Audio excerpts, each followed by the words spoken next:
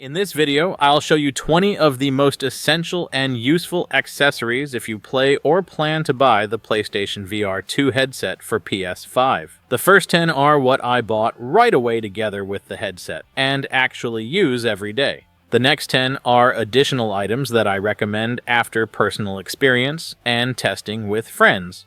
Alright, let's get started. Lenses to protect your eyes from blue light, or lenses that let you use the headset without glasses. That's the first thing I ordered right after unboxing my PlayStation VR2. If you wear glasses, prescription inserts save you from constantly messing with your frames, and also reduce the risk of scratching the headset lenses. If you don't need prescription ones, you can get lenses with a blue light filter. Your eyes get less tired during long sessions, especially in darker games. For a while I used regular lenses from AliExpress. Honestly, they weren't bad at all. They even had magnets and protective caps. But they stuck out too far from the headset lenses, so they fogged up more and got smudged more often. And recently I got a pair from the popular brand VR2, and I've gotta say, they're way better, though definitely more expensive. Still, totally worth it. I spend several hours in VR, and my eyes feel a lot less tired. Installation is super simple. The rings just snap onto the stock lenses, and the inserts can be easily removed for cleaning. You can also order them customized to your vision directly on their website, which is super convenient if you don't want to use glasses at all. My advice, if you want to get the most comfort out of long VR gaming sessions, just go for a good pair of lenses from a trusted brand right away, like VR2. The second must-have is a neat little kit for lens care and keeping dirt away. Inside you'll find a dust blower, a couple of soft microfiber cloths, an alcohol-free optic spray, and silicone lens covers for when the headset is not in use. This helps extend the life of the lenses and keeps the image sharp. Here's how I use it. First I blow off the dust, then I lightly spray the cloth and clean in circular motions from the center outward. I always put the covers on when I set the headset down, and on top of that, I throw a light fabric dust cover. The pros: your lenses don't get cloudy, and there's much less risk of getting micro scratches. One of the cons is that you have to be disciplined about doing this regularly and make sure no crumbs get on the cloth. And an important rule: no household glass cleaners, only optical grade products, and don't store the headset in direct sunlight so you don't burn the panels. Adjustable head strap. The standard halo design on the PSVR2 is decent, but an extra strap on top or the back changes everything. The weight shifts off the forehead, the headset fits tighter, and the image stays consistently in focus. It's especially useful if you move a lot in slashers or shooters. Installation is simple. The strap attaches with Velcro or clips to the stock system. The pros are comfort, even weight distribution, fewer marks on the skin, and no need to over-tighten the adjustment wheel. The one downside is that the extra strap can mess with your hairstyle, and overly thick pads sometimes lift the optics above the sweet spot. My advice: choose the softness and thickness of the pad to fit your head, and keep a set of 2 different heights for different games. Charging station for controllers or dual cable. The Sense controllers work best when charged individually, and a convenient dock with click-in contacts saves a lot of hassle. You just place them in after a session and forget about it. If you don't want a dock, you can use a long double cable, USB Type-C to dual USB Type-A, or USB Type-C to dual USB Type-C, letting you charge both controllers from a single port or power brick. The pros of a dock are a tidier desk, charge indicators, and building the habit of always putting the controllers back in their place. The cons are that it takes up space and costs more than a cable. The pros of a cable are that it's cheaper and more universal. The cons are that you have to find the ports each time and deal with the wires. From experience, keep a separate compact power adapter just for the controllers. It makes it easier to top them up between gaming sessions. Stand or wall mount for storing the headset and controllers. I don't like when the headset just lies around on the desk. A wall mount or vertical stand solves three problems at once. The headset doesn't gather dust, the lenses are protected from stray light, and the cable stays neatly organized. On a stand, it's convenient to keep both the headset and controllers, and below you can have a small shelf for cloths and lens covers. Pros: order and longer lifespan, less chance of dropping something.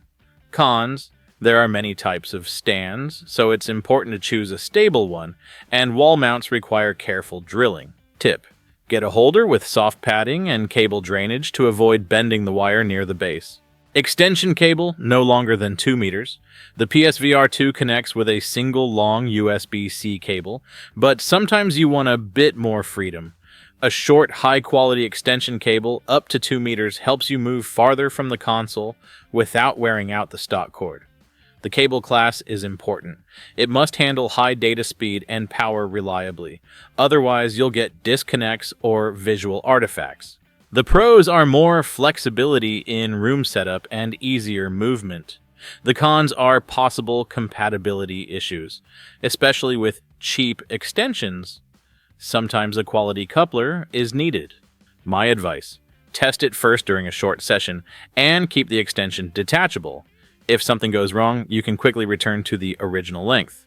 Comfort upgrade kit, soft pads, and extra straps. This isn't the same strap as before, but a whole comfort kit, soft pads for the forehead, back of the head, and top band, plus a replaceable face mask of the right thickness. With the right mask, you get a better fit, less side light leakage, and a stable focus, even if you move your arms actively. Pros: personalized adjustment, less pressure, and more comfort during long sessions. Cons: with heavy sweating, fabric pads need to be washed or replaced more often, and an overly thick mask can reduce the field of view. Overhead cable management systems. If the cable keeps tangling around your legs, an overhead pulley system mounted on the ceiling solves the problem in 10 minutes. Attach 3 5-rollers in an arc above your play area, thread the cable through thin elastic bands, and it follows you around without getting in the way. The pros are full freedom of movement, less risk of stepping on the cable or twisting the headset awkwardly. The cons are not everyone wants to glue or drill into the ceiling. Velcro mounts can come off in the heat, and with low ceilings, you'll have to shorten the elastics. Tip: leave some cable slack near your head and install a quick clip so you can instantly detach the wire if you need to step away. External in-ear or high-quality on-ear headphones with 3.5mm jack. The built-in sound is okay, but proper earbuds or compact on-ear headphones with a 3.5mm plug on the headset bring out the soundstage and give precise footstep positioning. Earbuds are great because they're lightweight and don't press against the headset cups, while compact on-ear models offer better isolation. The pros are the sound is immersive, effects have distinct layers, and there's less distraction from room noise. The cons are one extra cable. If it's too long, it can get tangled as well. I use a short L-shaped plug and secure the wire with small clips along the headband so it doesn't dangle in front of my face. LED lighting for tracking. PSVR2 uses built-in cameras that need stable, non-flickering light. An LED strip behind the TV, a desk lamp with a diffuser, or a ceiling light with a warm to neutral tone helps the tracking keep the controllers locked in. Pros: fewer tracking dropouts in dim lighting, less eye strain, and a pleasant room atmosphere. Cons: you need to adjust the brightness. Light that's too bright and direct can cause lens glare, while light that's too cold can be tiring. Tip: avoid cheap lamps with heavy flicker and position the light so it doesn't shine directly into the headset's cameras. Controller mounts shaped like pistols or rifles. If you enjoy shooters, gun or rifle attachments add a grip, shoulder rest, and proper handling. Your hands shake less on long-distance shots, and switching grips becomes easier. Pros: better immersion and aiming stability, especially when standing. Cons: extra weight, Your arms get tired faster, and changing grips in games with active reloads becomes trickier. It's important not to block the LEDs on the controller rings and to keep access to the buttons. I prefer modular magnetic mounts, quick to remove and reattach when a game requires using the controllers bare. Adapter for using the headset with PC. Connecting PSVR2 to a PC opens up the Steam VR library. The pros are access to titles unavailable on the console and the ability to tweak graphics for your hardware. The cons are extra hardware and software. Some of the headset's proprietary features may not work fully, and setup takes time. Personally, I decided this way.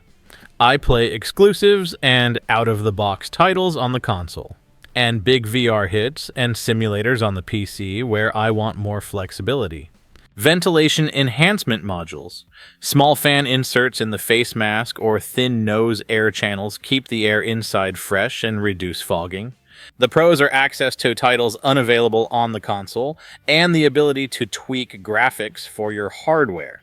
The cons are extra hardware and software. Some of the headset's proprietary features may not work fully, and setup takes time. Hard or soft carrying cases. A hard case holds its shape better, while a soft one is lighter and more compact. Inside there should be mounts for the headband, a pocket for the controllers, and a separate compartment for the cable. The pros are protection from impacts and dust and tidy accessory storage. The cons are weight and bulk, especially with hard cases. I always put a small moisture absorber packet and a thin fabric lens cover inside, so everything stays dry and clean. Controller grips, sleeves, and silicone handle reinforcements. Silicone grips improve traction and make the hold more secure, especially in summer. The pros are the controller doesn't slip, straps are easier to tighten, and button presses feel more precise. The cons are thick covers can sometimes press against the palm or interfere with certain grips, and overly opaque silicone near the ring can interfere with tracking if it blocks the LEDs. Soft and dense VR mat for your play area. A mat with a tactile marker in the center helps you stay in the safe zone without constantly checking the boundaries. Pros: fewer accidental hits on tables and chairs, and safer for the cable. Cons: the mat needs to be straightened occasionally, and if it's too thick, the edges can catch. I use medium density, a diameter large enough to stand upright and take a step in any direction, and place the marker under my right foot. That way I always know which way my body is facing. Extra straps for better headset stability.